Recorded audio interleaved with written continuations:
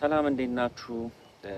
የተለያዩ ፖድካስቶች ላይ ካነሳሁት ሀሳብ መካከል አንዱ ስለ ባህላችንና ስለ ሙዚቃ ነው።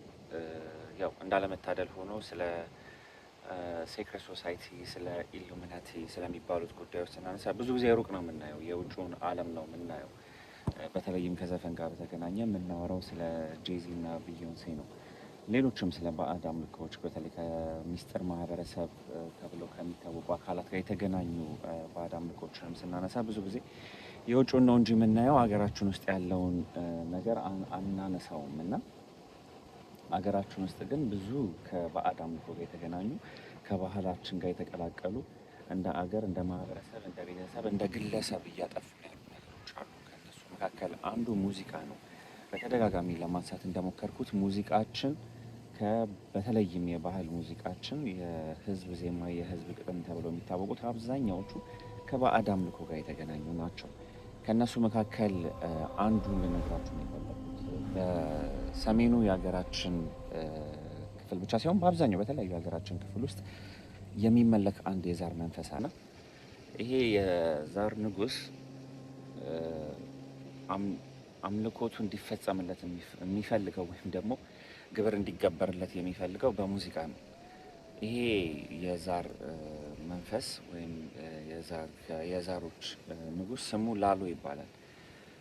በተለያዩ ሀገራችን ክፍሎች ማህበረሰባችን ለዚህ የዛር መንፈስ ግብር ይገብር ነበረ፣ ይመለካል በተለያዩ ሀገራችን ክፍሎች ውስጥ እና ሙዚቃ ስለሚወድ፣ ዘፈን ስለሚወድ፣ ጭፈራ ስለሚወድ አምላኪዎቹ የሚገብሩለት ሙዚቃና ዘፈንን እንዲሁም ጭፈራን ነው እና ለሱ ተብሎ የሚገጠሙ ዘፈኖች አሉ። እነዚህ ዘፈኖች ላሎ የሚሰኙ ዘፈኖች ናቸው እና በአብዛኛዎቹ እንግዲህ ብዙ ሙዚቃዎችን ሰምታችሁ ሊሆን ይችላል። ላሎዬ የሚሉ ዘፈኖች ማለት ነው። ላሎ የዛር መንፈስ ነው።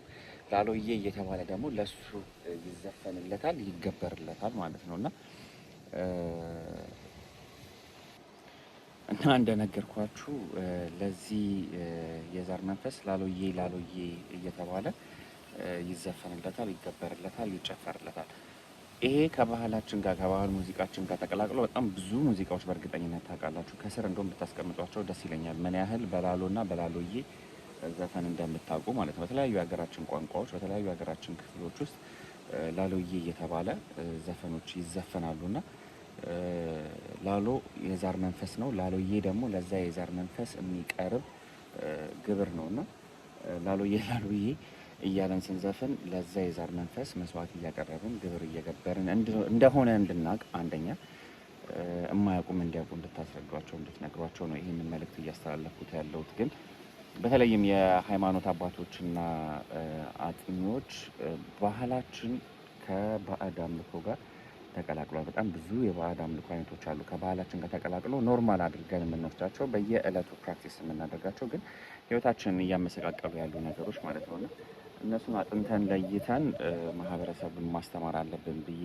አስባለሁኝ። ምክንያቱም ሳናቅ እየጠፋንበት ስለሆነ ማለት ነው። ስለዚህ ከዛሬ አንስታችሁ እንደነገርኳችሁ ላሎ የዛር መንፈስ ነው፣ ላሎዬ ደግሞ ለዛር መንፈስ የሚቀርብ መስዋዕት ነው ማለት ነውና በተለይም ከሙዚቃችን ጋር እና ከባህላችን ጋር የተቀላቀሉ የተለያዩ የባዕድ አምልኮ አይነቶችን እያነሳን ለመማማር እንሞክራለን ማለት ነው።